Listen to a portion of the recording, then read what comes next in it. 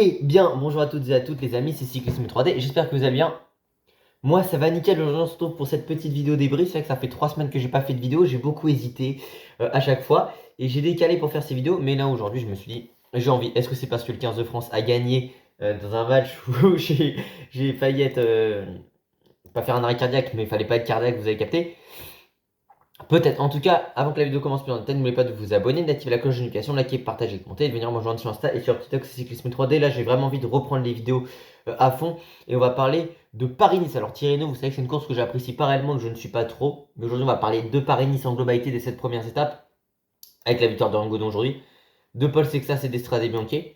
Je précise aussi dans la dernière vidéo, c'est vrai que je parlais de ce que j'attendais, notamment dans les. Enfin, ce qu'on pouvait espérer côté français sur cette saison en cyclisme. Et c'est vrai que j'avais complètement zappé d'expliquer un truc, mais c'est que, enfin, un élément, c'est que depuis 2018, au moins sur une étape, enfin, pardon, depuis 2018, sur une saison, enfin, sur tout grand tour confondu, au moins une fois par an, un Français leader du classement général. C'est avec Rudy Mollard sur Volta 2018, à la Philippe sur le Tour 2019, 2020 à la Philippe sur le Tour, 2021, bien évidemment, Kenny Nilsson sur la Vuelta. Je pense aussi à Rudy Mollard sur Volta 2022, à Jean-Philippe sur le Tour de France 2021 aussi, d'ailleurs, au passage. Et évidemment, demain, je pense aussi à 2023, Bruno Armirail sur le Giro, ainsi qu'en 2024, Romain Bardet sur le Tour de France. Donc je voulais vraiment, c'est vrai que ça continue tous les ans, et d'ailleurs, si on continue même l'an dernier, euh, enfin même l'an dernier, oui, du coup, avec sur la Vuelta, on a eu David Gaudu, leader du classement général. Mais on va commencer par parler de ce Paris-Nice. Alors ce Paris-Nice pour lequel franchement je prends assez de plaisir. Alors c'est vrai qu'aujourd'hui cette étape, je vais pas vous mentir, étape un peu compliquée parce qu'on avait seulement 47 km en faux plat montant à 1,4% dans le dernier kilomètre. Mais voilà, on a été amputé. On a fait vraiment 47 bornes. Bon, ça s'est couru à très clairement à 45 de moyenne, bah, il s'est pas passé grand-chose. On n'a pas réellement eu beaucoup d'attaques, seulement une euh, en l'espèce, hein, avec tout simplement côté. Je vais retrouver. Voilà, Tim Marsman, le coureur de la Alpecin de Connard, qu'on a une attaque dans le final de Vinokourov. Alors, c'est vrai que bah, c'était seulement une course d'une heure, donc. En échappée pouvait pas réellement se constituer, mais c'est vrai que ça manquait peut-être de corps attaquant où on aurait pu piéger. Enfin, piéger les sprinters, c'est vrai qu'on était quand même sur pas mal de routes en vallée, donc assez montantes, même si on était en assez faible faux plat montant. Après, on est quand même en fin de course, il y a eu pas mal de coureurs abandonnés, il y avait des sprinters qui étaient diminués, donc on aurait pu tenter, surtout qu'on a eu une formation Visma qui a contrôlé toute la journée. Il y a eu que ces deux attaques-ci dans la journée, alors il y a eu des chutes, je pense notamment à Nico Denz ou même celle qui implique Terrada, mais c'est pas passé grand-chose d'autre. Jusqu'à ce sprint où j'en parlais hein, quand je commentais de mon côté et je disais souvent qu'on avait cette Ineos qui était très bien placée. Et on a eu du Kwiatkowski, du Watson. C'est vrai que pendant un instant, je me suis dit, bah Watson a une très bonne pointe de vitesse avant de me rappeler au milieu des tables que c'est vrai qu'il y avait Dorian Godon. Mais en voyant pas son maillot de champion de France, j'ai plus pensé à Watson d'un coup qu'à Dorian Godon. Et bien évidemment aussi, il y avait Kevin Vauquelin et Carlos Rodriguez. Et il faut le préciser, Dorian Godon était très bien amené par Tarling dans le final, qui a fait un très très gros boulot, ainsi que Watson. Et puis Dorian Godon, on sait qu'il est capable de faire des sprints où il peut broyer des vélos. En tout cas, il a une énorme puissance quand il sprint et une force. Et il nous a démontré un tour de force et un tour de puissance, en tout cas dans ce final, parce qu'il est vrai quand même qu'il a été très très chaud, honnêtement. Parce que son sprint est vraiment très très intéressant. Il a de la marge hein, par rapport à Binyam Girmay. Et Casbolt, les deux revenaient assez bien. C'est surtout que bah, Casbolt était dans sa roue. Alors même à un moment, les NSN, c'est vrai qu'on les voyait moyennement faire... enfin, on les avait vus faire un ou deux relais dans le final. Mais c'est vrai qu'on a vraiment eu une formation Ineos en total contrôle aujourd'hui. Malgré le fait qu'on ait une équipe comme la Visma qui a roulé pour Axel Zingler et qui finit 16e aujourd'hui. On a même du Vauclin qui a roulé dans le final. Donc vraiment, quand tu as du Vauclin, quand tu as du Kwiatkowski qui est un ancien champion du monde, que tu as Josh Carling et Watson qui roule pour toi, ça peut que te transcender. Et également que ce soit lui ou Kevin Vauclin, ils se plaisent énormément dans cette équipe. Et c'est ça aussi qui est assez intéressant de voir qu'ils ont une intégration express. De Dorian Godon, il aime ces conditions-là parce qu'il s'était imposé déjà sous une énorme pluie sur le Tour de Romandie où il avait remporté 2 étapes en 2024. C'est un coureur qui est bon en punch et qui a énormément une très belle pointe de vitesse. Alors ses prochaines courses c'est Catalogne quand même, Amstel, Flèche et Romandie justement où il y retournera. Mais c'est vraiment un coureur qui nous a démontré toute sa force aujourd'hui. Il avait déjà fini deuxième hier. Si on regarde, il a également fini troisième, il me semble, quatrième à Montargis. Donc c'est vrai que c'est un coureur qui a été en forme aujourd'hui, qui on pensait, et je me suis dit, bah on a un sprint en faux plat montant, donc forcément il faut lancer plus tard qu'un sprint sur le plat. Mais surtout, bah, va falloir bien évidemment gérer le moment dans son sprint, mais également, c'est que ça pouvait correspondre à un Dorian Go, donc il nous a montré totalement aujourd'hui qu'il avait ces capacités-ci. Il a vraiment été énorme, il faut le préciser. Caseball et Benjamin May ont tenté de revenir dans le final, mais sur un numéro tel d'une puissance développée par Godon, il ne pouvait pas faire grand-chose. Alors Laurence Pitty, c'était plutôt bien aujourd'hui en termes de place. Luc Lamperti, c'est vrai qu'à un moment, on était plutôt bien placé côté IF, on s'est un peu fait décrocher. Côté Alpecin, bah, on a pas mal tenté avec Jensen Prowright. En tout cas, Prowright a été très bon sur ce Paris-Nice jusqu'ici, notamment avec son top 10 à Huchon.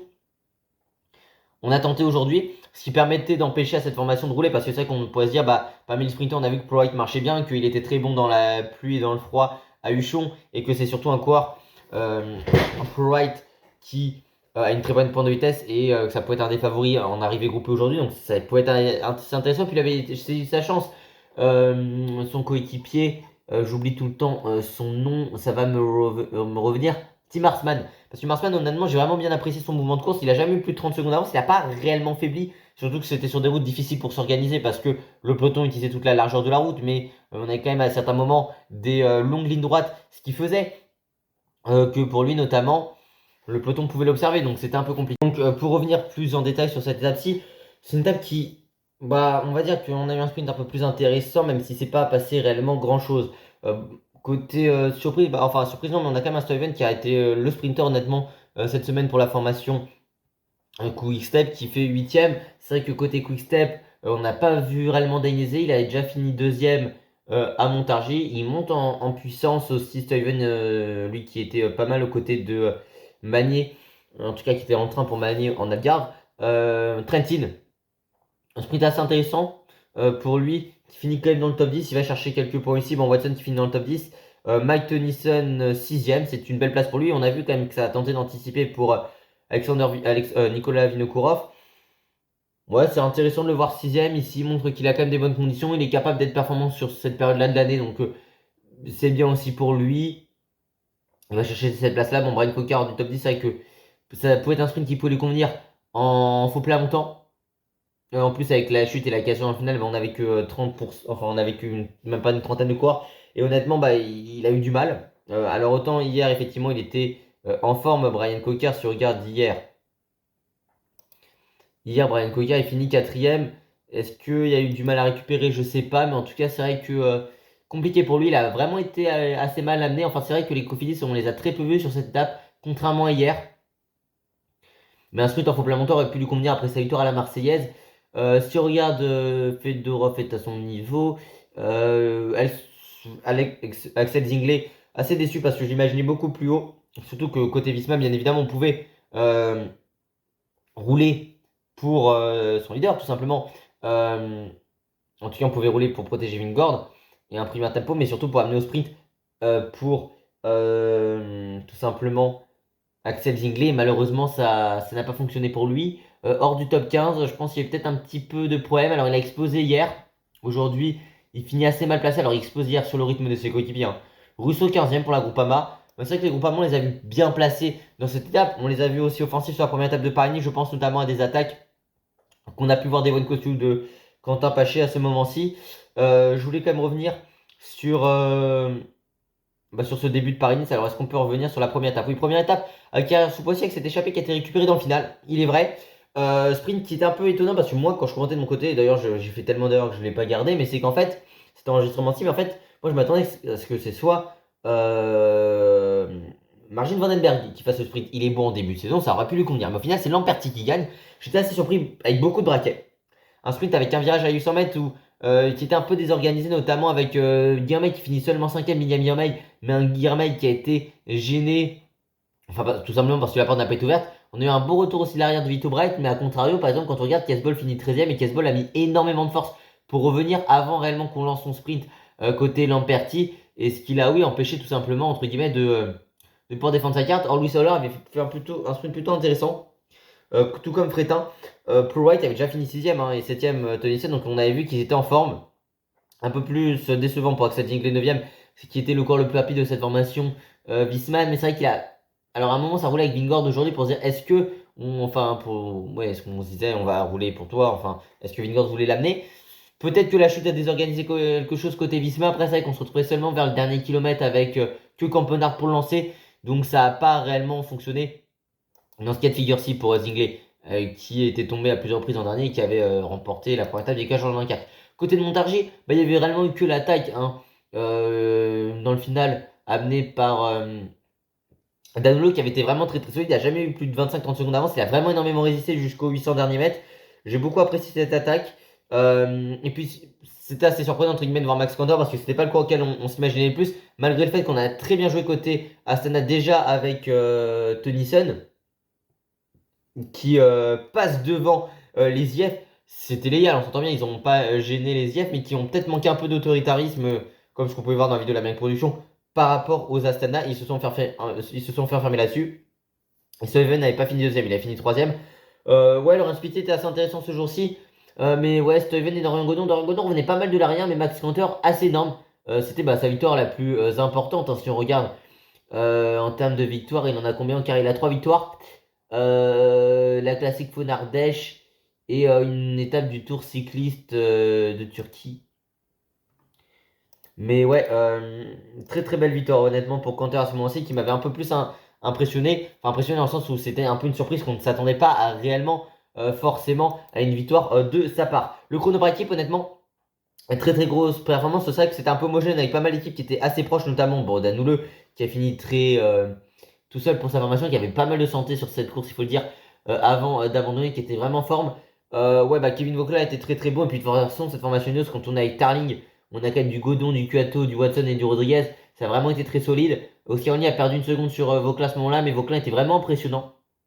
Lui, sa formation, même s'il a eu le trek, on leur a récupéré 10 secondes dans le final. Et si on regarde de manière générale, hein, on a quand même du Juan Ayuso qui a fini tout seul, mis en orbite quand même par du Mathias Vacek et du Söderqvist. Ça a envoyé côté Lidl Trek. Et forcément, quand tu as du Söderqvist et du Vacek, qui sont deux excellents rouleurs, Söderqvist c'est quand même le champion de Suède en titre, double champion de Suède en titre, mais c'est surtout le vainqueur des championnats du monde du 23 l'an dernier. Vacek, j'en parle souvent que c'est encore très puissant, qui est capable de rouler sur de nombreux kilomètres. On l'a vu sur le dernier Giro aux côtés de Mats Pedersen, donc vraiment très impressionnant. Et Juan Ayuso qui finissait au sprint, mais vraiment au sprint en donnant tout. Et ouais, en boulet de canon, un peu plus que Vauclin. Enfin, Vauclin, c'est-à-dire qu'on a vu Tarling qui l'avait lancé, mais il y avait une petite cassure où Kevin Vauclin ainsi qu'Only avaient dû faire l'effort. Mais honnêtement, ouais, très solide Juan Ayuso qui revenait, qui était plus en forme dans le final. Cette équipe Visma in the back, j'avais pas dit un peu loin. Après, c'est vrai qu'ils avaient quand même gardé Piganzoli qui abandonne, enfin qui était même pas bien placé hier, enfin le lendemain.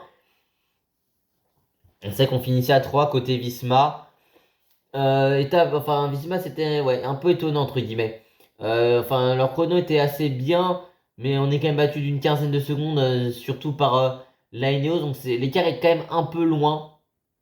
Il y avait pas mal d'organisation, mais Ineos où était là. Enfin, Ineos c'était vraiment assez bien organisé.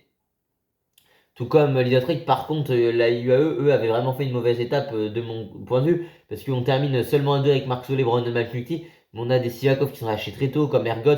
Enfin, vraiment, à un moment, ils ont tous été lâchés assez tôt, ce qui a posé pas mal de problèmes. Pour moi, notamment, au final, ils perdent pas mal de temps. Côté IF, on a fait un plutôt bon chrono, notamment avec Asgreen, Walker et Baudin. C'est Nozer qui a fini à 2 secondes et 6 secondes pour Mike Kellar. Mais vraiment un chrono assez intéressant, surtout que c'était pas l'équipe qu'on attendait plus. Enfin, ils ont quand même des bons corps pour l'exercice. C'était pas ce que j'attendais le plus. Et puis la Red Bull, qui a vraiment été pas mal.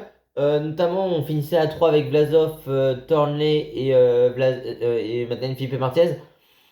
Leur chrono était vraiment bien. Pas mal, c'était assez intéressant collectivement. Il fallait le souligner honnêtement. Mais ouais, très solide quand même Kevin Vauclin et cette formation Ineos ce jour-ci, enfin ce jour-là, qui ont fait une démonstration sur ce chrono. Enfin, une démonstration, ils battent de 2 secondes là Lidl Trek. Mais Leidertrek et Ineos ont propulsé, mais peut-être le fait qu'on avait vraiment deux gros relais avant Juan Ayuso, ça a terminé chacun plus qu'au sprint pour mettre sur orbite son leader. Ce qui aurait pu être un peu le cas côté Ineos, même si c'était Tarling a peut-être fait un petit peu un écart à un moment et on a peut-être mis dans le rouge les autres. Enfin, c'est assez étonnant parce que c'est vrai qu'on perd quand même 10 secondes par rapport à la Lidl Trek. Peut-être que côté finisseur, entre guillemets, de cette formation Lidl Trek, on était mieux, je sais pas.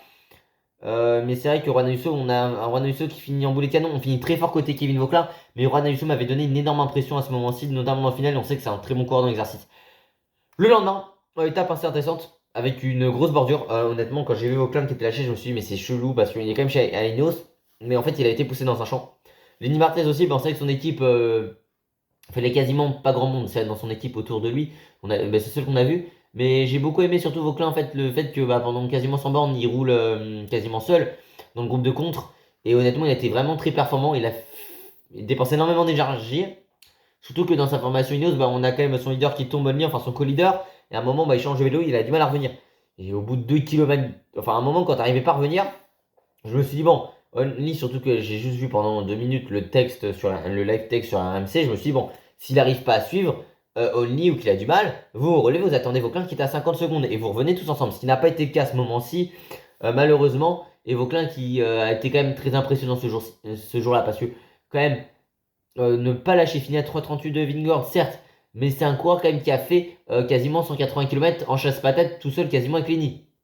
Lenny aussi assez intéressant son final, parce que c'est vrai que petit gabarit assez frêle sur du vent et de la pluie, c'est pas ce qu'il affectionne le plus, mais il est en forme sur Spa-Nice, notamment sur les étapes depuis jeudi, il est vraiment pas mal à l'attaque et j'ai beaucoup apprécié ce jour-ci, enfin ce jour-là, son étape Godu. C'est assez intéressant en fait l'étape de David Godu. Il n'avait pas lâché, il avait eu du mal peut-être un peu plus à lâcher pour Wright, quoique il était à son niveau, mais ce que je veux dire c'est vraiment c'était une belle étape qu'on a pu le rassurer. Malheureusement, il tombe le lendemain. Enfin, le lendemain, il abandonne. Côté chrono par équipe, côté Red Bull, Bora, on a voulu lancer Daniel Philippe Martinez on demandait Mandro Lavingord, qui était dans leur roue. On s'est pas réellement préoccupé de lui. Alors oui, on a éliminé beaucoup d'adversaires. Mais en fait, on a fait quasiment une tactique Movistar en termes de résultats quand tu fais 2, 3, 4. Et surtout que on a un Daniel Philippe Martinez qui s'est peut-être trop cramé dans la roue de Van Dijk parce que dès que Van Dijk s'est écarté, et que Vingord a attaqué, Martinez n'arrivait pas à lâcher Van Dijk et même Van Dijk revenait sur lui. Côté IF, et Georg Stenhoser était vraiment solide, c'est vrai qu'on l'a pas vu partir en contre, mais il a fait un sacré numéro en solitaire, alors il a perdu pas mal de temps dans le final, mais vraiment faut saluer sa performance parce que il a fait les deux dernières difficultés quasiment en solitaire. Donc vraiment très très fort. Ah oui, je vous dis que la vidéo présentation du parcours du Tour de France est toujours prévue, vous inquiétez pas, elle va arriver semaine prochaine. Dernier délai, je pense. 6 mois après la sortie du parcours, 5 mois. Presque 6. Et Vingand, honnêtement, c'était peut-être pas académique sa tenue avec le cuissard long, mais c'est efficace. Il a évité la chute d'Ayuso. C'est vraiment, ça faisait énormément de peine de voir Ayuso comme ça, en larmes au sol et abandonné. Alors, moi, je pensais plus à la rotule. Et peut-être que chez la production, on parlait du fémur. Mais honnêtement, ouais.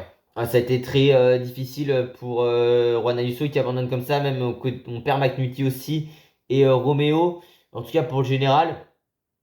Et Vingord, il en a profité, il est resté dans les roues, il allait sauter Martinez au sprint intermédiaire sans qu'on lui demande réellement. Et le lendemain, ça a été pareil. Hein. Enfin, ça a été pareil, dans le dernier kilomètre, il part et il a creusé un énorme écart où il y a réellement personne qui a pu le récupérer. Et si on regarde cette quatrième étape, enfin cette cinquième étape, à Colombier le Vieux, il est parti en solitaire, sauf qu'en fait, on peut se dire l'écart est impressionnant, mais en regardant la course en replay, en fait, moi, ce qui m'a un peu plus gêné, en fait, c'est que derrière, ça se regardait. Alors oui, forcément,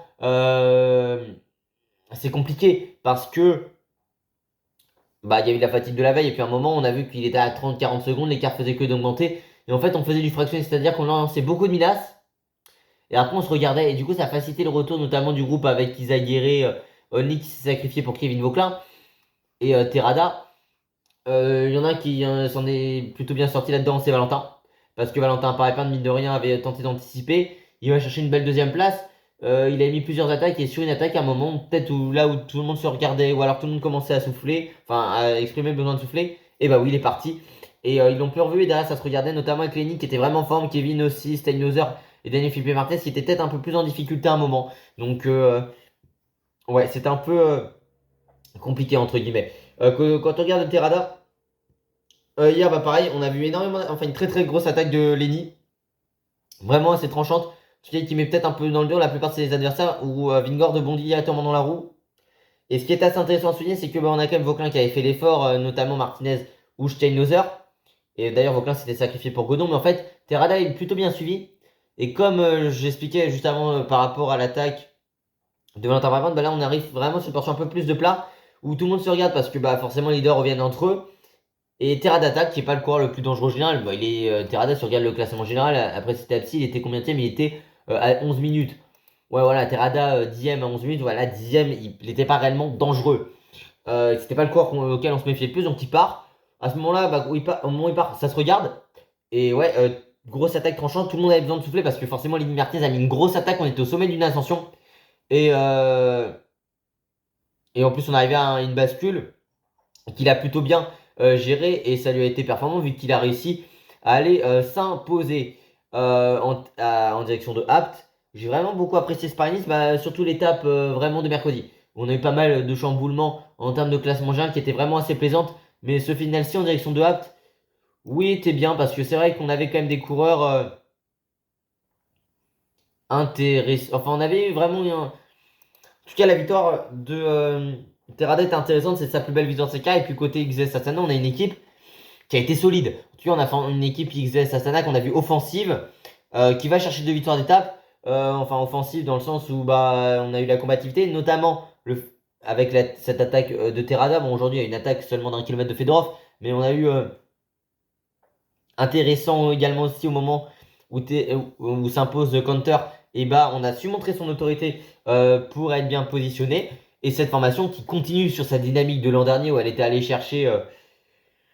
Enfin, moi, je croyais pas spécialement au fait qu'ils allaient se maintenir en World Tour, hein, je m'en cachais pas. Et ils ont réussi à se maintenir. Ils ont fait une énorme saison et là, ils sont repartis sur les mêmes bases.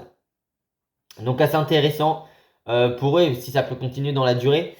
Côté Tirreno, honnêtement, j'en parlerai peut-être parce que je pense que je ferai un débrief de la dernière étape de Paris-Nice.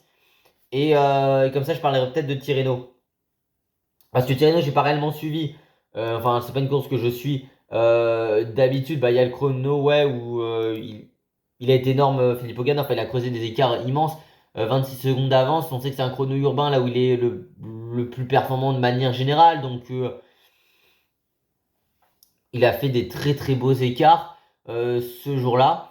Honnêtement, 22 secondes quand même sur Dura Heinzmann qui finit deuxième sur un chrono d'un peu plus de 11 km 5, qui même sur Regarde El Toro finit dixième à 36 secondes. Il avait vraiment creusé des beaux écarts sur la deuxième étape. Bon, on a eu une belle victoire de Mathieu Van Der Poel au sprint, honnêtement. La troisième, c'était la victoire de Lyon dans un sprint massif avec Paul Magny qui revient un peu plus de l'arrière. C'est vrai que là, il était moins bien placé que d'habitude éventuellement. Côté Arnaud Delis, bah, c'était un beau sprint comme Philipsen. Mais ouais, très très belle performance à ce moment-là de Lune Andresen. De toute façon, je pense que je parlerai de Tirreno plus tard. Là, pareil, c'était côté Mathieu Van Der Poel, c'était une belle victoire au sprint sur l'étape des murs. Mais ce qu'il fallait quand même souligner, c'est qu'on avait un Giulio Pezzari qui revenait très fort de l'arrière, honnêtement, Giulio Pezzari. Avec pas mal d'aspiration. Et il a réussi à chercher une deuxième place et un maillot de leader provisoire. Non, c'était peut-être même plus surtout l'étape 5, l'étape des murs, avec Valgren en échappant solitaire qui s'est imposé. Il a lâché Julien Lafilippe. C'est un coureur bah, qu'on avait un peu pas oublié, mais c'est vrai qu'il a eu des moments difficiles. On se souvient de sa victoire sur l'Amstel et Loomloop en 2018. C'était compliqué ces derniers temps. Là, il vient de s'imposer. Et face à Julien Philippe, parce que c'est une résurrection, faudra voir, mais en tout cas, ça fait du bien de revoir des coureurs qui ces derniers temps avaient des moments plutôt compliqués. Alors Jean-Philippe avait été distancé dans le final. Il a montré quand même qu'il avait de la bonne condition, Jean-Philippe, il faut le préciser. Donc ça peut être intéressant pour Milan-San Remo et même pour les prochaines courses. Et puis Del Toro aujourd'hui s'est imposé devant Johan Duhanessen sur peut-être l'étape Rennes. Mais après, j'ai pas réellement suivi sur ce Tirreno comme je vous l'ai dit, donc je pense que j'en parlerai un peu plus tard. Là où je voulais parler vite fait, c'était d'Estrade. Bon, on a eu un gros rythme imposé par cette formation, la formation tout simplement de Tadej Pogacar. Un gros rythme. Et puis de toute façon, bah, Pogacar est parti. Alors, c'est que ça avait dit à certains moments qu'effectivement, ça roulait Enfin, que Del Toro revenait sur lui et faisait l'effort justement pour le bloquer entre guillemets dans les descentes, enfin, pour pas qu'il passe. Mais Pogacar aurait été énorme. Il s'impose avec une marge d'une minute, avec un Paul Sexas qui a réussi à lâcher Del Toro dans la dernière ascension. Cette course réussie aux Français parce qu'il y a eu le titre de jeu infime qui a fini vainqueur en 2019 et deuxième en 2021. Et puis en 2018, c'était la deuxième place de Bardet. Madouas avait fini deuxième déjà en 2023. Donc c'est une course qui correspond aux Français. Mais vraiment, Paul Sexas avait fait une très très belle course. Il a eu du répondant pour venir sur Pogacar, enfin dans sa roue. Dans un premier temps, il a tenté. Bon, après, comme il a dit, Pogacar faisait que d'en remettre. Donc avant, c'était un peu plus compliqué pour lui. Est-ce que Pogacar avait peur de Sexas? C'est à voir parce que Sexas monte énormément dans la hiérarchie. C'est un coureur qui éventuellement pourrait faire peur, comme j'ai dit, à Pogacar à l'avenir. Donc faudra surveiller cela. Et puis côté, oui, côté du côté du Slovène, très grosse échappée en solitaire, il faut le dire. Euh, 80 km, c'est quasiment la même chose qu'en 2024.